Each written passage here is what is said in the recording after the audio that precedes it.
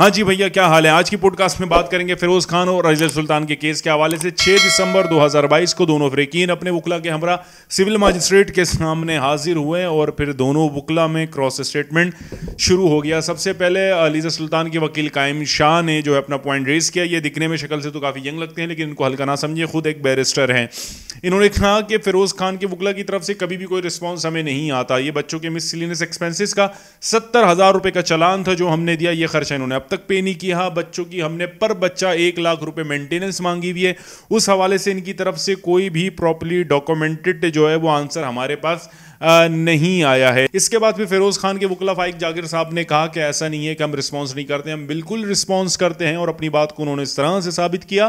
انہوں نے دکھایا کہ جی یہ ڈوری آرٹیکل کی لسٹ ان کی طرف سے آئی تھی, یہ ہم نے ٹیلی کر لیا اور ہم ایگری کرتے ہیں جتنا بھی سامان ہمارے پاس علیزہ سلطان کا ہے اور وہ بچوں کا ہے وہ ہم دینے کو تیار ہیں. مزید علیزہ سلطان کے وکلا نے جو بچوں کے سردیوں کے شاید نئے یا پرانے کپڑے مانگے تھے تو اس پہ فائق جاگر صاحب نے کہا جی ہم وہ سردیوں کے کپڑے بھی دینے کو تیار ہیں, وہ ہم دیں گے. جیسے ہی دیں گے کورڈ انہوں نے استعمال کیا تو سول مجسٹریٹ نے وہیں پر آبجیکشن کیا کہ کیا دیں گے, سردیاں تو آ چکی ہے, دینے ہیں تو ابھی دیں. بہرحال پھر جو ہے مزید فائق جاگر صاحب نے یہ کہا کہ ہم تو کمپرومائز بھی کرنا چاہتے ہیں اور کب سے ہم انہیں کمپرومائز کا کہہ رہے ہیں, اور 3 سے 4 بار جو ہے ہم نے ان سے یعنی علیزہ سلطان کے وکیل سے کنیکٹ ہونے کی کوشش کی, ان کو کنونس کرنے کی کوشش کی, ان سے ریکویسٹ کیا کہ بیٹھ کر پیار محبت سے ٹیبل ٹاک کر لیں اور اس معاملے کو حل کریں. اس میں جو ہے پھر علیزہ سلطان کے وکلا قائم شاہ نے مسکرا کر کہا کہ یہ کیا کمپرومائز کریں گے, کمپرومائز کی بات تو ہم کب سے کہہ رہے ہیں کہ جی کمپرومائز اس پر کر لیں. تو اس پہ جو ہے پھر سول مجسٹریٹ نے اپنا ریئیکشن دیا کہ جب آپ بھی کمپرومائز کے لیے ایگری ہیں, یعنی علیزہ سلطان اور فیروز خان بھی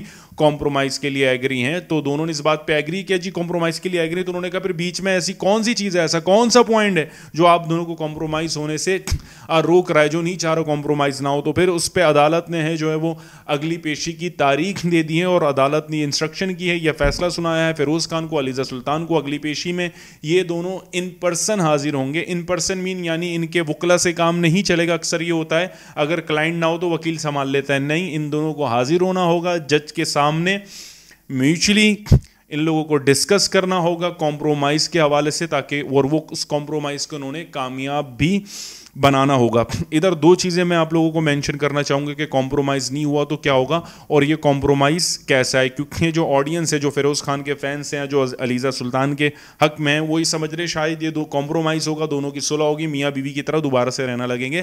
it's not like that. Aliza Sultan کی خلا گرینڈ ہو چکی ہے, خلا ہونے ہو گئی ہے. یہ کمپرومائز بچوں کا ہوگا کہ بچوں کی کسٹڈی کس کے پاس جائے گی, علیزہ سلطان کے پاس جائے گی یا فیروز خان کے پاس جائے گی, یا کتنے دن بچے علیزہ کے پاس رہیں گے, کتنے دن فیروز کے پاس رہیں گے, بچوں کا خرچہ کتنا طے ہوگا, فیروز خان کو کتنا خرچہ دینا ہوگا. ان کیس ایسا بھی ہو سکتا ہے, کبھی بہت سے معاملات ہو جاتے ہیں, یہ تو نہیں ہے کہ نا کہ اگر فار ایگزامپل بچوں کی فیس 50,000 روپے ہے تو اگلے سال بھی 50,000 رہے گی, نہیں یار, اگلے سال بڑھ سکتی ہے, جو کہ ہوتا ہے پرائیویٹ اسکولز میں, اور کوئی دیگر معاملات بچوں کے آ گئے تو اس حوالے سے کیا صورتحال اپنائی جائے گی. یہ ساری چیزیں جو ہے وہ اس کمپرومائز میں کی جائیں گی, اور دونوں وکلا کا یہ کہنا ہے کہ اس چیز کو کورٹ سے باہر جا کر گھر میں بیٹھ کے پیار محبت سے حل کر لیں. تو دوسرا میں بتا دوں اگر کمپرومائز نہیں ہوتا تو کیا ہوگا. تو پاکستان کے جو ہے لاء میں خلا کا جو قانون ہے وہ سال بھر سال جو ہے کافی سخت ہوتا جا رہا ہے اور لڑکیوں کے حق میں ہوتا جا رہا ہے.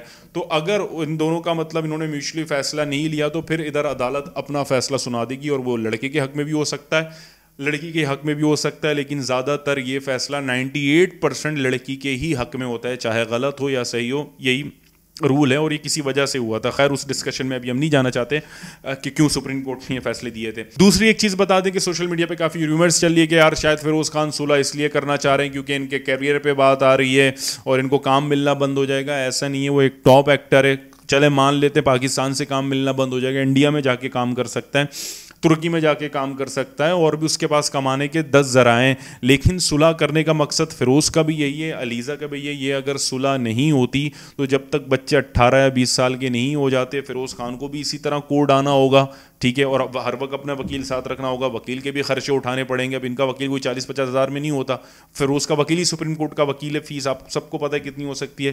سیم جو علیزہ سلطان کا وکیل ہے, انہوں نے بھی ہر وقت اپنا وکیل پاس رکھنا ہوگا کہ بچوں سے یعنی باپ کو ملوانے کے لیے، اور دیگر جو بھی معاملات ہوتے ہیں مینٹیننس کے حوالے سے سارے کورٹ میں چلتے رہیں گے.